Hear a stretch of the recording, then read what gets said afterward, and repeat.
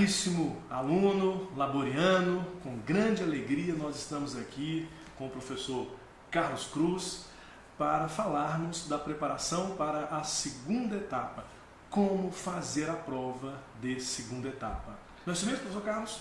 É isso aí, professor Franco, prazer estar aqui do seu lado mais uma vez, né, meu grande parceiro, grande professor de penal, né, promotor de justiça, uma pessoa que sempre quis ter do meu lado e hoje estamos aqui compartilhando, né, literalmente um ao lado do outro, para falarmos um pouquinho da nossa experiência e dar a você subsídio para como passar na OAB segunda etapa, né? Eu acho que o primeiro ponto é a preparação, como se preparar, preparar o seu material, como estudar para a segunda etapa, para estar bem preparado no dia da prova, né? E eu acho que a primeira dica, né, professor Frank, é fazer o prolabore para a segunda etapa, não é verdade? Não há a menor dúvida. A nossa aprovação nos últimos exames, ela revela que nós estamos no caminho certo. Professor Carlos, como é bom participar desse momento de ver a alegria dos nossos alunos, como no 12º exame, a aprovação fantástica que tivemos, não só na prática penal, mas em todas as áreas. É claro que nós do penal queremos uma aprovação de 100%. Nós já chegamos, professor Carlos, num certo exame a 95,17. Nunca entendi vírgula 17. Mas disseram isso, vírgula 17. Mas nós queremos 100%. E na aula desta semana, na primeira aula, abrindo o curso, já falei para a sala, que essa turma, fizemos uma transação penal, professor Carlos, e que essa turma vai nos dar 100% de aprovação, tanto manhã quanto noite. E aí fica o desafio, né? A briga, entre aspas, entre os professores, cada um procurando, na verdade, obter o melhor índice de aprovação, o que é extremamente salutar, e está aqui uma promessa. Se no geral, no prolabore, e eu não posso falar apenas em relação ao trabalho, que é a minha área, porque eu tenho que pensar grande, eu tenho que pensar em todo o prolabore. Se nós conseguirmos um índice de aprovação de 90% em todas as áreas, a média geral, nós vamos ter uma feijoada no prolabore, um sábado à tarde, com direito a samba, né? Muita cerveja e uma feijoada feita pela minha esposa, que é uma feijoada especial. Está feito então o desafio. E nós do penal vamos contribuir. Nós vamos pagar o chopp. O penal vai contribuir com o chopp. Não como eu falo em sala de aula, que é uma cerveja para todos os alunos. Não, mas o chopp, realmente, vamos fornecer o chopp. O professor Vinícius também está prometendo alguma coisa para os alunos dele, então nós vamos reverter tudo a favor do conjunto prolaboriano, né? Pois bem, então, o primeiro passo é fazer um curso bem feito, né? Se o aluno foi nosso aluno na primeira etapa, tanto quanto melhor. Se não, ele vindo para a segunda etapa, cada um na sua área vai fazer uma revisão de todo o direito material e processual para, então, aprender, aprimorar a técnica de bem redigir peças e resolver questões abertas, né? Então, cada aluno na sua área deve fazer uma boa revisão do direito material e processual, usando as apostilas de primeira etapa para a revisão teórica e mais a de segunda etapa para adquirir, aprimorar na técnica da redação de peças e resolução de questões. Somado a isso, nós vamos estar oferecendo a correção de 3 peças ao longo do curso e a gente devolve essas peças para o aluno. Está incluso em todo o pacote do nosso curso. E além disso, nós temos um plus, né, um diferencial que é opcional, que consiste num simulado. Nos 3 sábados de maio, né, nós vamos estar os 2 primeiros sábados tendo aula para reposição dos feriados, nós vamos estar ofertando então a possibilidade do aluno fazer um simulado. São 3 simulados feitos aqui no sábado, no terceiro, no quarto e no quinto sábado do nosso curso. Com isso a gente espera que o aluno chegue ao final bem preparado. E no dia, às vésperas da prova, né, ele deve procurar ter um máximo de tranquilidade, serenidade, foco, né, concentração, para, na noite anterior, dormir bem, alimentar-se bem, de forma moderada, sem álcool, sem nada. E no dia da prova, fazer um almoço leve, de preferência, e no máximo meio-dia, meio-dia e meia, estar lá na prova, no local de prova, que vai ser na FUMEC, ali na Rua Cobre. Diferentemente da primeira etapa, a gente espera que estejam lá cerca de 1.000, 1.200 pessoas no máximo, então certamente o trânsito vai estar mais tranquilo. Mas se estiver movimentado, sugerimos que o aluno não chegue até a FUMEC de carro, deixe o carro na vizinhança, possivelmente ali na Afonso Pena, com o intuito de não ter aquela preocupação, né? Não vou conseguir parar, etc. e tal. E estando no local de prova, às 12, 12h30, deve entrar, procurar a sua sala, de tal forma que ele possa apresentar o seu material para que o fiscal possa verificar. E o que pode ter nesse material, professor Frank? Vamos lá. Nós não tivemos alteração importante em relação ao 12º exame. Então, o que eu posso fazer com relação ao meu material? Vamos pensar aqui, olhando para o Código Penal, força do ato, olhando para o Código Penal. Por exemplo, eu tenho lá o artigo 110 do Código Penal, onde a encadernação que eu utilizo já traz uma anotação logo abaixo do artigo, dizendo, vide, e vem o comentário daquela pessoa que organizou o seu material, ou seja, da própria editora. Vide súmula 220, por exemplo, do STJ. Pois bem, aí na sala de aula, durante o curso, o professor de penal fez um comentário de um outro artigo relacionado com esse tema, que é importante. Eu vou pegar o meu lápis, não necessariamente tem que ser a lápis, pode ser a caneta, mas melhor que você faça lápis, porque se depois você for alterar alguma coisa, está fácil para alterar. Você vai colocar vide e o artigo, aquele artigo referido em sala de aula. Então, por exemplo, citei lá o artigo 109 do Código Penal, vide artigo 109, ponto. Ok? Se a citação ela está relacionada com um outro texto, não o Código Penal, nós colocaríamos então, por exemplo, vide artigo 62 do Código de Processo Penal, do CPP. Bom, posso fazer isso, essa é uma conduta permitida. Então, o edital continua permitindo que o aluno acrescente essa informação, indicando um artigo de lei.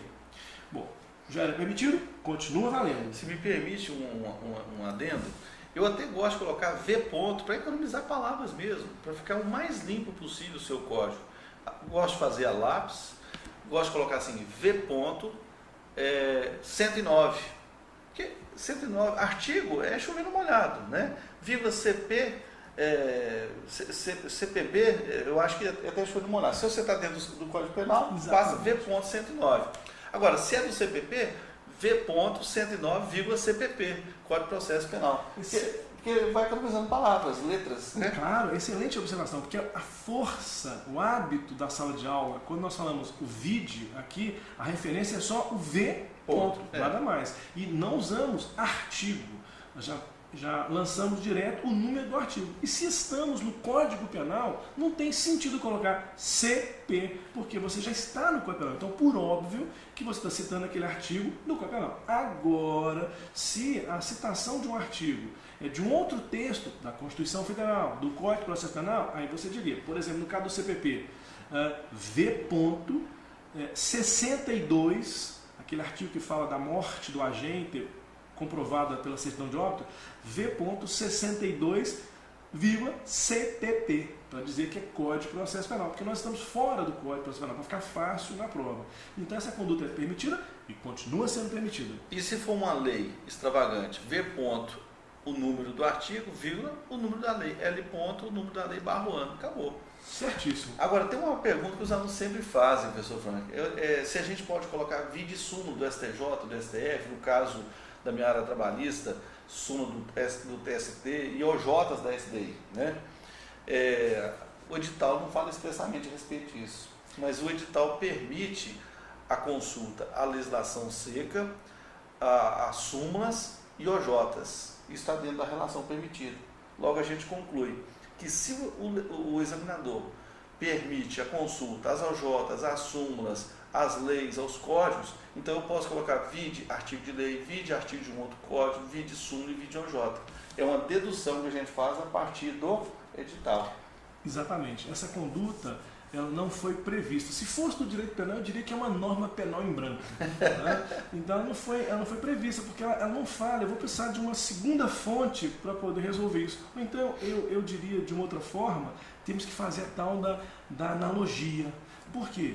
Não está essa conduta entre as condutas permitidas e não está relacionado entre as condutas proibidas. Olha o detalhe, não está a conduta vide súmula entre as condutas permitidas, nem está relacionado entre as condutas proibidas. Contudo, como você bem diz, Carlos, o edital permite a consulta às súmulas. Portanto, não tem sentido exercer a proibição do aluno realizar o vide súmula tal. Não tem sentido essa proibição. Talvez por isso não tenha sido colocada como conduta vedada. Gustavo Faria, Haroldo Cássio e tantos outros aqui, eu acho que falaram, isso aí nós vamos fazer, na verdade, uma interpretação por analogia, né? Vamos fazer aqui o uso da analogia para concluirmos que é possível colocar o vide de OJ, de súmula, etc. E como fazer esse vide? Na minha opinião, é pura e simplesmente V ponto, você coloca 113, STJ, você sabe que é a súmula 113 do STJ. Agora, no caso da OJ, da SDI, V ponto, 113, SDI 1, você sabe que é a OJ 113 da SDI 1, acabou, né?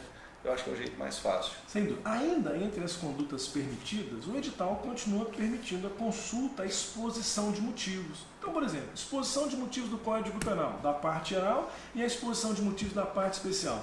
Continua sendo uma conduta permitida. Para quem faz concurso público, isso soa estranho. Por quê? Os concursos proíbem a utilização da exposição de motivos na segunda etapa. Mas, felizmente, a ordem, bem como a FGV, permitem que o aluno consulte a exposição de motivos, então é uma conduta permitida. Professor Carlos, vem aquela pergunta também, sempre que o aluno faz, Frank, em relação a marcar o código, usar a caneta marca-texto, essa caneta ainda é permitida? Sim. A caneta é permitida assim, nós respondemos ao aluno. Nós podemos usar, eu gosto muito da caneta amarela, para destacar, para facilitar a minha leitura, eu uso isso na minha vida profissional.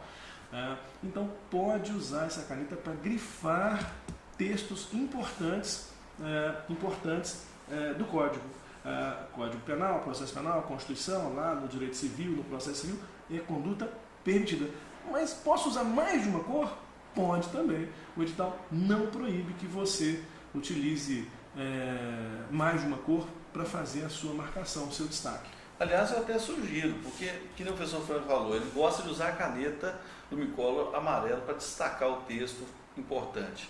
E eu costumo indicar para os alunos a caneta vermelha para colocar o salvo, o nunca, o jamais, aquelas palavras atípicas que dão, na verdade, a exceção, né, de uma situação adversa. Então, grife o salvo de vermelho, a palavra exceção, excepcional, também de vermelho, de uma cor que destaque. E é muito comum também o aluno destacar aqueles textos, aquelas súmulas que são mais recentes. Pega, por exemplo, uma caneta do Micolor cor de rosa ou laranja, e tudo que é novo ele grifa, né, com aquela caneta. É uma boa forma de memorização, de visualização, ele bate o olho e consegue saber o que é novo em relação ao ano passado, coisas que valem. Então isso é de grande valia, eu gosto muito disso. E é muito comum o aluno perguntar, mas professor, eu vejo a sua CLT toda grifada, qual técnica você usou, etc. Olha, ao longo de toda a minha vida eu fui estudando, fui grifando. E sempre usei a técnica seguinte, olha, uma caneta para destacar, que nem o professor Franco colocou, uma outra caneta para saltar aos olhos as exceções. Agora, nada impede que você grife de uma cor um certo ponto da matéria, de outra cor outro ponto da matéria, nada impede. Agora, muito cuidado com o número de vides, né? Porque o examinador, ele criou no edital algo que pode ser usado pelo fiscal, né, no dia da prova, de forma a recolher o seu material. Diz o edital algo mais ou menos assim: a critério do fiscal, advogado, poderá o material ser recolhido se ele entender que o candidato fez uso dos vídeos, dos grifos, de forma a permitir, facilitar a elaboração de uma peça, direcionar a construção da peça. Então você deve tomar muito cuidado, não exagerar nos vídeos, porque se o fiscal, a critério dele, entender que você, por exemplo, lá no artigo 282 do CPC, colocou lá todos os artigos que o candidato deve analisar, olhar, relembrar ler antes de escrever a petição inicial, alguma petição inicial, ele pode te tomar o seu código e você não pode ficar sem código durante a prova, senão você vai ter muita dificuldade, né? Essa é uma dica que eu reputo muito importante para os nossos alunos. Sem dúvida. E ainda no campo da caneta, eu passei a usar um sistema que eu reputo interessante. Eu escolhi uma cor que eu detesto. Detesto essa cor, os meus sabem, eu detesto o azul. Eu tenho motivos futebolísticos para detestar a cor azul. Mas enfim, então o que eu fiz? Escolhi essa cor para usar na minha legislação para dispositivo que foi revogado, que não se aplica mais. Por exemplo, o artigo 54 do Código Penal, ele está revogado tacitamente faz pouco tempo, desde 1998, pouco tempo.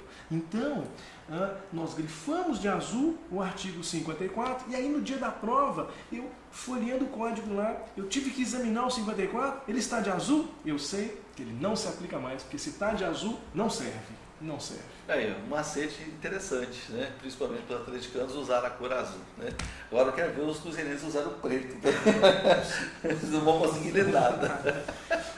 Ainda sobre a marcação do código, vem aquela pergunta, eu posso usar o post-it? E aí eu pergunto ao professor Carlos Cruz, eu posso no dia da prova usar post-it? Primeiramente a gente tem que esclarecer o que é o post-it, né? Post-it nada mais é do que uma etiqueta. Normalmente a gente gruda aquelas etiquetas grandonas na porta da geladeira, como forma de lembrarmos de alguma coisa que não pode esquecer, contas a pagar, né?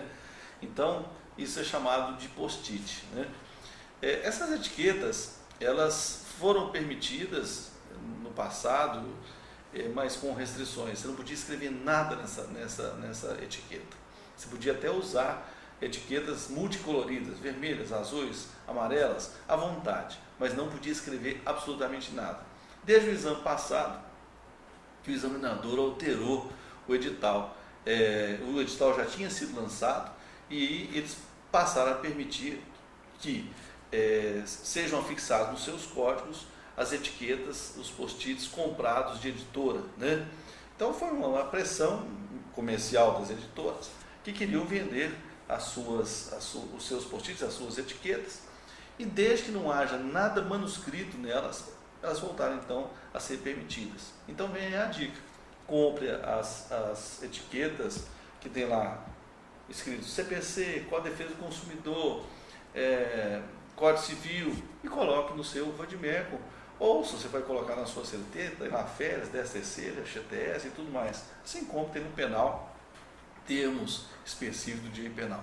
Então essas etiquetas valem, mas se você não quiser usar essas etiquetas pré-impressas na gráfica, compre etiquetas multicoloridas, coloque no seu código, apenas para facilitar a localização.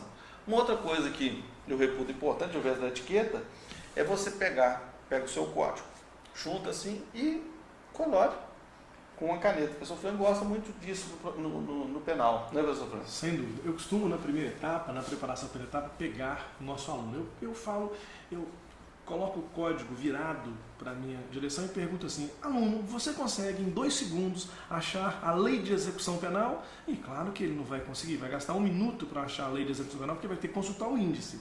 Mas eu vou lá e abro em cima. Por quê? Porque eu fiz uma marcação no código de vermelho, onde fica no Código Penal a lei de execução penal.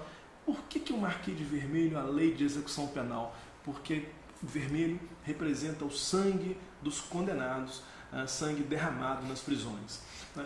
Passei o pincel verde onde fica a lei de drogas, a 11.343, o verdinho na lei de drogas. Usei o preto, a cor preta, usei o preto para marcar onde fica naquela encadernação o índice alfabético remissivo do Código Penal e do Código de Processo Penal. Por quê? Porque na hora da prova vem a questão sobre, por exemplo, o crime de calúnia. Ai meu Deus, onde fica no Código Penal o crime de calúnia? Qual que é o artigo? Bom, fácil, não fique desesperado. Você já sabe que com 2 segundos você vai chegar ao índice alfabético remissivo do Código Penal. Abriu lá, procurou calúnia, vai encontrar que a referência é o artigo 138 do Código Penal. Então, achar rapidamente aquele texto que você quer.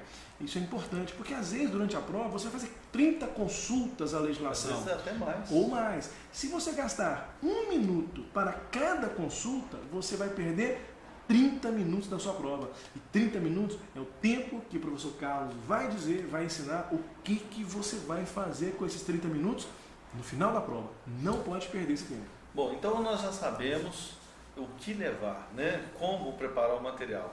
E repito, você pode levar qualquer legislação seca. Quer seja a sua CLT para quem vai fazer trabalho, mais o VADMER, contém o CPC, o Código Civil, a Constituição. Quer seja o VADMER com o pessoal de penal, mais o Código Penal, o Código de Processo Penal, o mini-código. Assim como no civil, processo civil, assim como no administrativo, no tributário, qualquer área. É sempre a mesma coisa.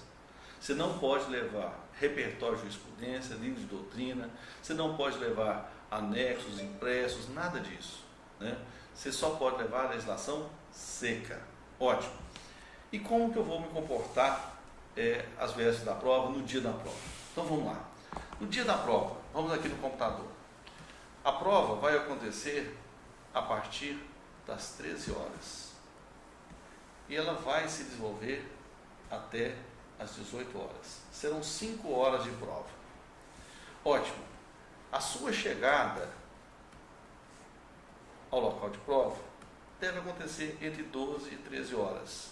Costumo dizer que a partir das 12 horas, 11 horas. Não, eu acho que 12, 12 e 30 está de bom tamanho. Né? Então aqui, chegada.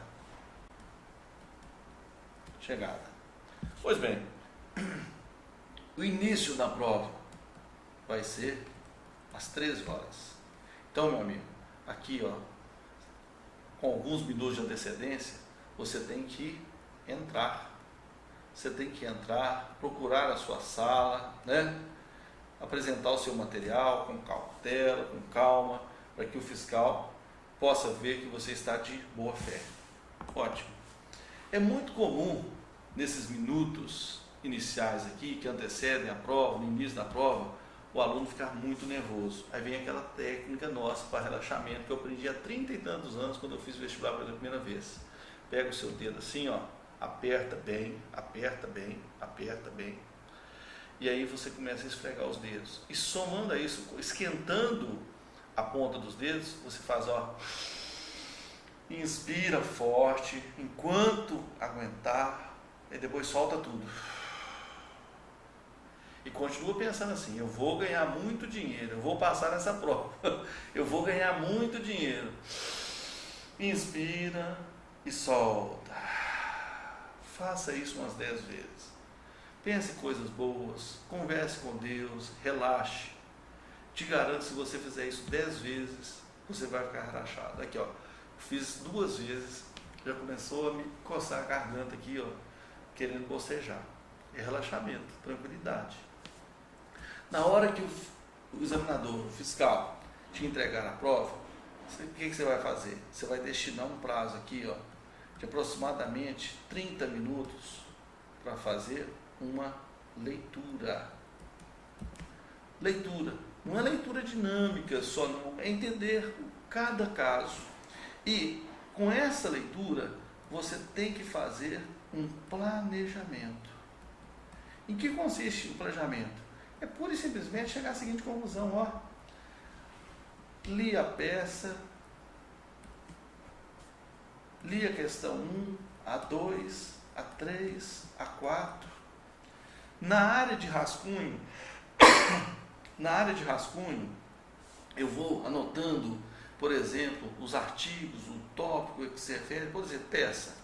Vamos imaginar aqui, vamos prestigiar o pessoal da trabalhista aqui. Vamos imaginar que tenha caído uma contestação.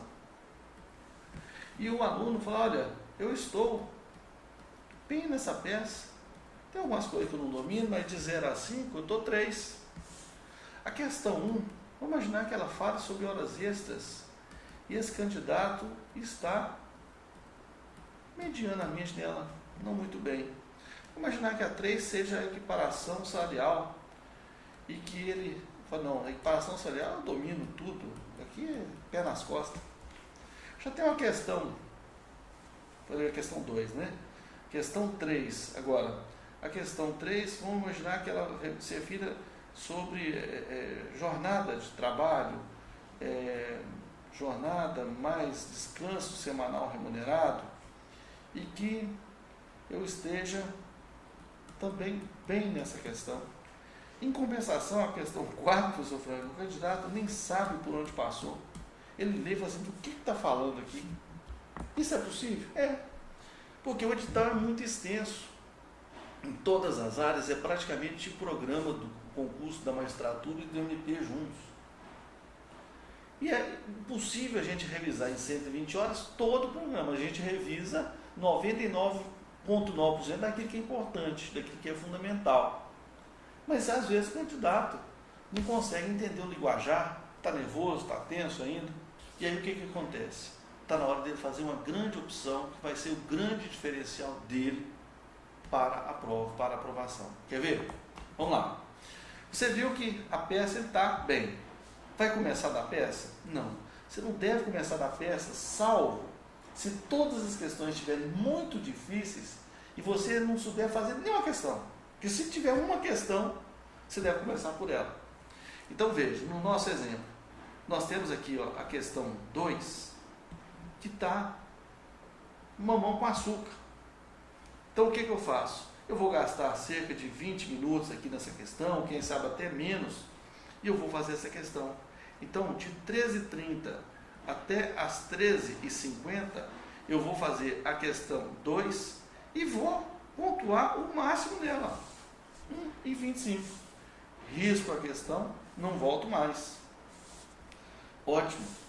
Próximo passo. Veja, olha, tem uma questão 3 aqui que envolve jornada, com descanso semanal remunerado. Eu vou nessa questão agora. Está na hora de ir nela. Mas veja, tem uma parte dela que você não domina. Mas já responde aquela parte que você domina e de repente você conquista ali 1 ponto. Maravilha. Risco. Vejo, tem mais alguma coisa aqui que eu posso fazer? Não, agora já está na hora de ir para a peça. Eu já estou com 2,25. Meu amigo, se você, depois de 1 hora, 1h20, 1h15, tem 2,25, ele não perde a prova fácil, professor? Não perde. A história tem demonstrado isso. Aliás, quando no início falou que ao ler a peça, fazendo planejamento, o aluno pode encontrar 4 questões difíceis, se ele foi laboriano, isso não vai acontecer não. É muito raro. Laboriano não enfrenta 4 questões difíceis não. Então, 2 são mais fáceis, normalmente. Faladas em sala de aula. Uma é facílima, bem tranquila, uma fácil, uma um pouquinho mais difícil. Esse é o retorno que recebemos dos alunos ao longo desses anos todos. Mas enfim, voltando ao ponto, então eu já garanti 2 pontos, 2,25. Quem sabe até 2,5. Quem sabe até 2,5, eu já estou quase aprovado. Por quê? Porque nós treinamos os nossos alunos para que, no mínimo, ele consiga 3,5 na peça. É claro que nós queremos que os nossos alunos fechem a peça, fechem a prova, mas não vai fazer diferença na cor da carteira. Ela vai ser da mesma cor. Então nós treinamos o aluno para que ele sempre tenha pelo menos 3,5 na peça. Com 2,25 ou 2,5 que ele já garantiu nas questões fáceis, praticamente aprovado. Está aprovado. Praticamente aprovado. Então, você tem que, na verdade, ser humilde, você tem que ter tática, você tem que ter consciência de que você está indo para uma batalha de 5 horas, mas você só tem um ex-adversário, você só tem um adversário. Quem? O seu nervosismo, o tempo. O tempo é o seu grande adversário. O nervosismo, juntado a ele, fazem aquele bicho-papão que você fala assim, o que eu estou fazendo aqui? Mas se você tem tranquilidade, se você tem consciência, se você se preparou conosco, você não vai perder essa prova. E a história nos fala que cerca de 90% dos nossos alunos, na média, são aprovados. Então é muito mais fácil passar na segunda etapa do que passar na primeira. A primeira é o bicho-papão. A cada 5 a nível nacional, 1 passa. No Prolabore, a cada 10, só 1 não passa. 9 passam. Então, meu amigo, acredite na gente, siga essa orientação. Vamos dar prosseguimento aqui, professor Franco? Planejamento. Questão 3, então, eu vou fazer com o intuito de garantir aqui um ponto. O que eu posso gastar nela? É algo em torno de 20, 25 minutos, 15 minutos, 30 minutos. Vamos imaginar que eu vá aqui, então, até por volta aqui das 14h20. Gastei meia hora nela. Ótimo. Estou com 1h20 de prova, já tem 2 pontos, 2,25. Sabe o que aconteceu com você psicologicamente? Você ganhou força em cima do examinador. Você vai, esse bicho papão não é tão forte assim não. Eu preciso só de 6. Eu estou lutando, é contra o meu nervosismo, é contra o tempo. Eu sou modesto, eu sou humilde, eu sou sensato. Eu não vou fazer uma prova para tirar 10. Posso até passar com 10. Mas o meu objetivo é 6. E se o meu objetivo é 6 e eu passo com 7, eu vou ficar muito feliz. Agora, triste é o candidato que vai para a prova querendo passar com 10, começa a dar peça, esmerando ao máximo, de repente ele se perde, gasta 4 horas só na peça, 4 horas e meia, nós já vimos isso acontecer algumas vezes, e aí ele não tem tempo para fazer as questões, e ele não fecha a peça, tira 4, 4,25, quiçá 4,5, na melhor das hipóteses 5, só que ele vai para as questões abertas, fica nervoso, o tempo voa, e aí ele não consegue terminar a prova, deixa 2, 3 questões em branco, tira meio ponto numa questão, vai a 5, 5,5, quiçá 5,95 não passa. Aí o que acontece? Ele vai chorar.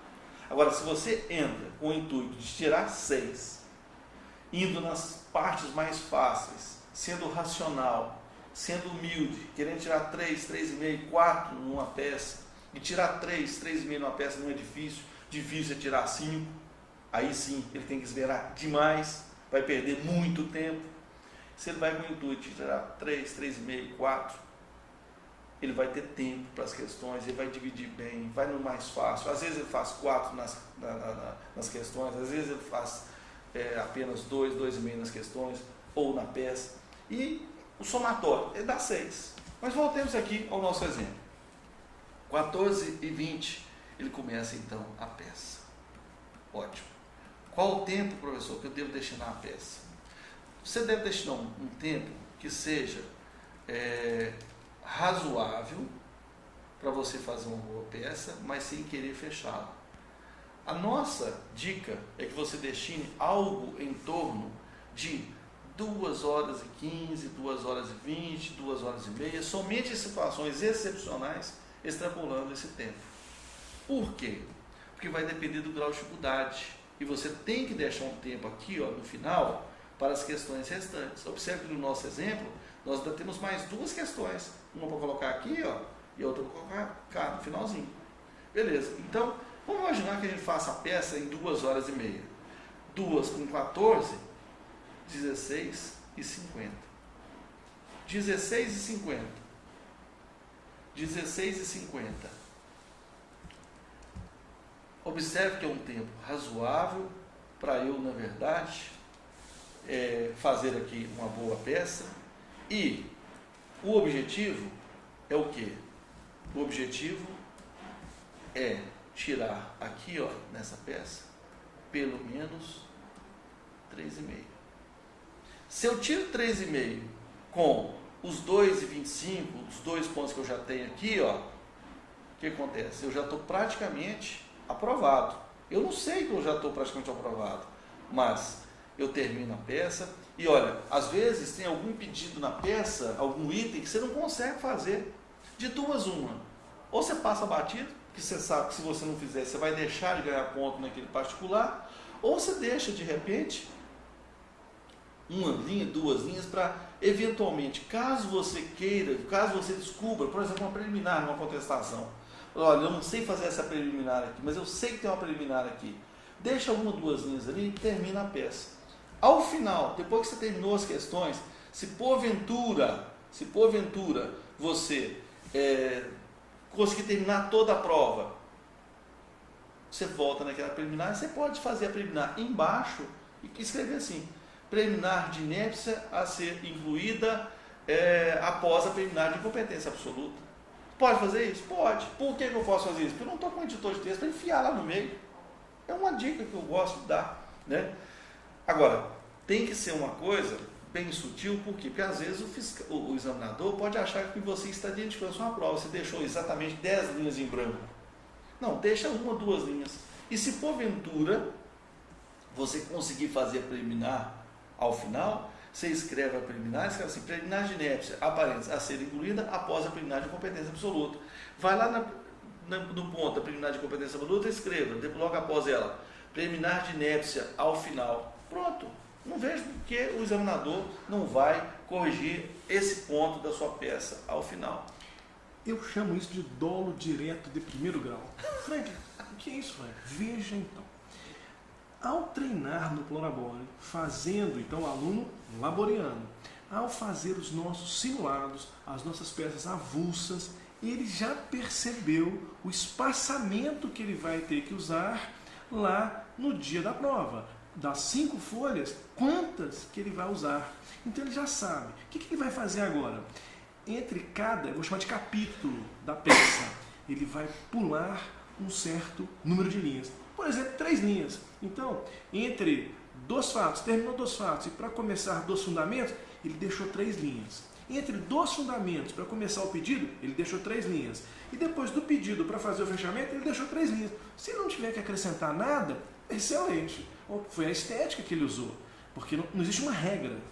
Mas, no final, naqueles 30 minutos, lá do finalzinho da prova, puxa vida, nossa, eu esqueci de sustentar, vou falar de um tema que eu amo de paixão, esqueci de sustentar a prescrição penal. Ai meu Deus, tem prescrição penal, mas eu deixei 3 linhas, eu vou conseguir ali fazer em 1,5 linha o mínimo possível para sustentar aquela tese prescricional. Eu vou conseguir inserir um comentário na descrição dos fatos, eu vou lá nos fundamentos, eu vou escrever alguma coisa sobre a prescrição de forma bem resumida e vou conseguir colocar no pedido.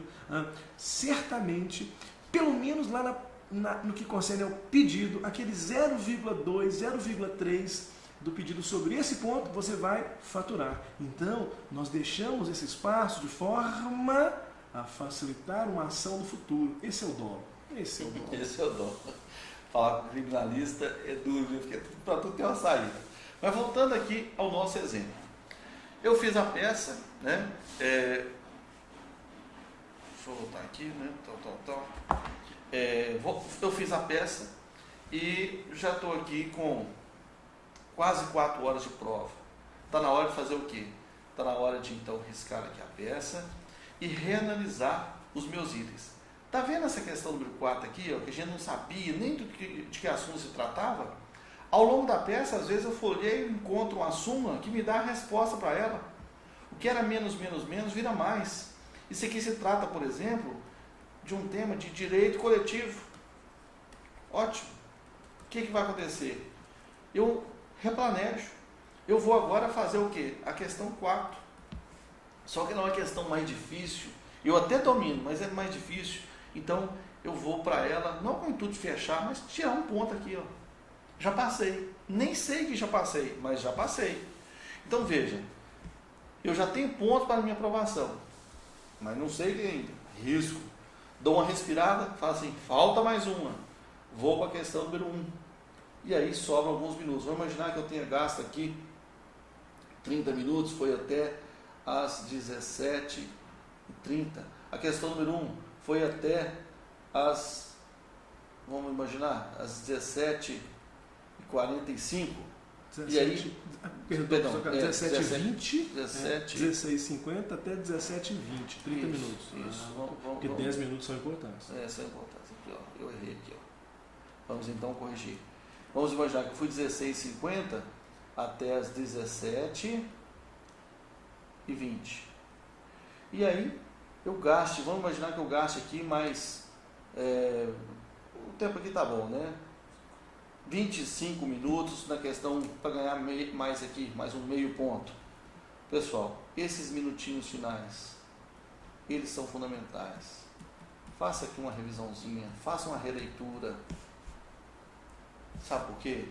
É muito comum o aluno chegar para a gente e falar assim, professor, eu respondi a questão 1 no lugar da 3 ou vice-versa. Quando eu vi estava errado, eu não tinha mais tempo de corrigir. Se você deixa alguns minutinhos para o final para fazer essa avaliação, ainda dá tempo de riscar a resposta. E isso você vai fazer desse jeito aqui, ó. Só assim, ó. Você risca assim, ó. Você não pode fazer assim não, ó. Se você fazer assim, o examinador pode achar que você está identificando a sua prova. Você vai fazer um traço só um traço. E isso quer dizer, ignore o que eu escrevi. Ainda dá tempo de você escrever, transcrever a questão do lugar. E na peça, sempre tem algum detalhezinho que às vezes se você escreveu, cometeu um errinho de português, você vai lá fazer uma pequena correção, um detalhezinho, esqueceu o valor da causa, esqueceu de requerer produção de provas, esqueceu de fazer um pedido que importaria na inépcia da inicial. Então dá tempo de consertar alguma coisinha desses 15 minutinhos finais. E lembre-se de uma coisa, aluno do Polabora não desiste nunca, ele vai até o final. Isso é fundamental, né, professor Frank, esses minutos finais. E é exemplo da primeira etapa, quando a gente dizia a vocês, olha, se você faz a prova, na hora de passar o gabarito, der aquele assim, fuxico no ouvido, assim, muda, não muda. Você só pode mudar alguma coisa nas questões ou na peça se você tiver certeza. Porque tem aluno que às vezes fala assim, nossa, minha resposta da 3 está errada, risca tudo, reescreve, estava certo. Quantas vezes nós já vimos isso? Muitas vezes. Não pode violar o espaço destinado para a questão, que nós já tivemos um caso em que o aluno começou a questão número 1, ele usou o que a gente acha um absurdo, mas ele usou toda a folha da questão número 1 e resolveu aqui um verdadeiro 26 caput do Código Penal, aqui um inimputável. Ele resolveu continuar a questão número 1 no espaço destinado à questão número 2. Pergunta se isso vai acabar bem. Isso não vai acabar bem, ok? Ele está perdendo na 1 e usando o espaço da 2. Então, não pode violar aquele espaço, não. Aquele espaço é o espaço destinado. Aliás, o que sobrar daquele espaço, sobrou. Não pode arriscar também, não. Então, por exemplo, vamos mostrar aqui na tela uma nova folhinha? Vamos aqui. Ó. Vamos imaginar que aqui seja a resposta, né? Uma folha. Aí o aluno vai, escreve, e faz assim, ponto final. Aí ele está acostumado a fazer assim, ó. Coloca de vermelho para mostrar que, pelo amor de Deus, não pode ele fazer vem cá isso. E faz isso assim, ó. Sabe qual a nota vai ser aqui? 0. Vou até botar um ponto de exclamação.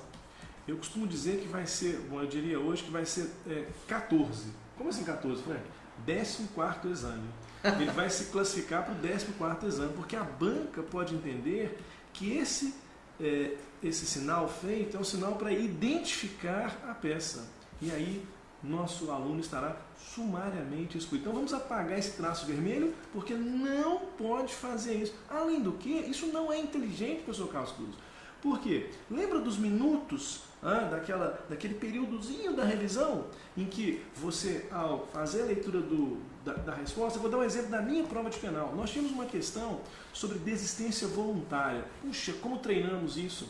Fiquei muito feliz com a banca, que vai inclusive uma homenagem à banca, porque é um tema que nós gostamos de paixão e a banca colocou na prova da segunda etapa, ficamos bem felizes. Mas enfim, o aluno começou a responder e achou que o caso era tentativa, então que não havia figura da desistência voluntária e respondeu como se fosse tentativa.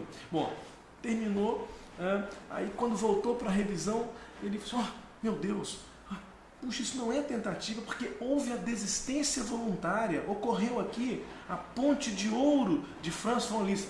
Queridos, uma ponte imaginária, porque se falar que existe uma ponte de ouro, alguém vai furtar a ponte, não é isso? Então, aí ele voltou e falou assim, nossa, está tudo errado. Ele risca, e começa a resposta naquele espaço faltante. Então, se antes ele fez, vamos voltar aos traços, se antes ele fez os traços que são proibidos, que nós vamos apagar agora que está de vermelho, se ele fez esses traços, ele não vai ter esse espaço para, quem sabe, fazer a resposta certa. Nós estamos riscando então a resposta errada, ok? Está errado, ok? E para depois, no espaço que está de vermelho, que nós vamos retirar, porque isso não pode fazer, retiramos. Então ele tem esse espaço aí do final para fazer a resposta correta. Então, além de ser proibido de identificar a prova, de poder ser punido com a exclusão, ele está retirando um espaço que poderia vir para a resposta correta. Quem sabe você não vai arriscar a sua parte inicial, mas você vai completar aquela resposta com esse espaço faltante. Então, não é inteligente fazer os traços, é proibido e pode ser punido. Eu só gostaria de ressaltar que, no nosso exemplo aqui, não é que você tenha que escrever aqui nova resposta. Você vai aqui embaixo fazer nova resposta. Então, se eu induzir alguém a erro, escrever aqui nova resposta, não foi essa a minha intenção. Imagine que aqui, ó, estivesse escrito aqui, ó, você tivesse escrito uma coisa, você vai e risca, né? Esse risca todas as linhas com um traço só e depois aqui você vai escrevendo o que lhe interessar aqui a nova resposta, né? Ok. Estaremos aqui, né, torcendo por você. Você vai fazer a prova. Pelo amor de Deus, não chegue atrasado. Não se esqueça de levar documento de identidade. As mulheres que gostam de repente, ir à missa no sábado anterior ao culto para pedir a Deus proteção divina no dia da prova e leva uma bolsa diferente para a prova e sem a identidade, muita atenção. Às vésperas da prova, você deve conferir seu documento de identidade, seu material, suas canetas. Leve no mínimo 2 canetas, azul ou preta, transparente, né? O fiscal tem que ver se não tem nada lá dentro.